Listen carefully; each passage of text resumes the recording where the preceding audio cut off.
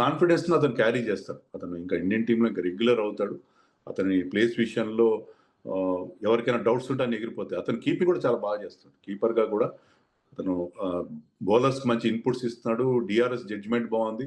So, అతను ఒక integral part of this టీమ్‌గా అనిపిస్తున్నాడు ఆఫ్టర్ ఎ లాంగ్ టైమ్. 11 ఏళ్ల తర్వాత ఈ టీమ్‌లో is looking like a part. So, అది చాలా ఇంపార్టెంట్. అది చాలా important. So, Sanju confidence gain చేయడం అనేది, ఎందుకంటే అతని ఎబిలిటీ అందరికీ తెలుసు. ఇది స్పెషల్ టాలెంట్ ఉన్న ప్లేయర్ అతను.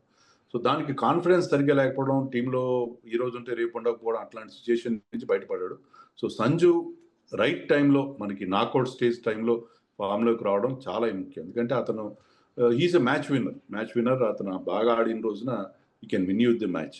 సో, ఇషాన్ కిషన్, సంజు, అభిషేక్ లాంటి ప్లేయర్స్ మనకు ఉన్నారు కాబట్టి, వాళ్ళ ముగ్గురులో ఏ ఒక్కరు క్లిక్ అయినా మిగతా వాళ్ళు వాళ్ళకి సపోర్ట్ ఇచ్చినా కూడా మనం మ్యాచ్ గెలుస్తామనే ఒక కాన్ఫిడెన్స్ మనకి క్రియేట్ అయింది. సో ఇప్పుడు విన్నింగ్ ఛాన్సెస్ అనేవి ఎలా ఉన్నాయండి ఇండియా వర్సెస్ ఇంగ్లాండ్‌కి?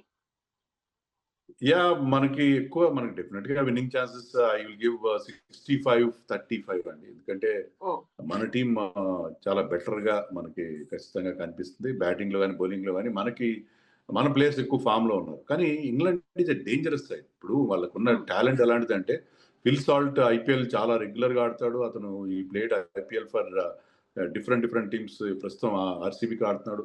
అంతకుముందు ఒక ఒక సీజన్‌లో కేకేఆర్ టైటిల్ గెలిపించి పెట్టాడు అతను. So, Phil Salt is a dangerous opener. Jos బట్లర్‌కి ఇండియాలో విపరీతమైన ఎక్స్‌పీరియన్స్ ఉంది.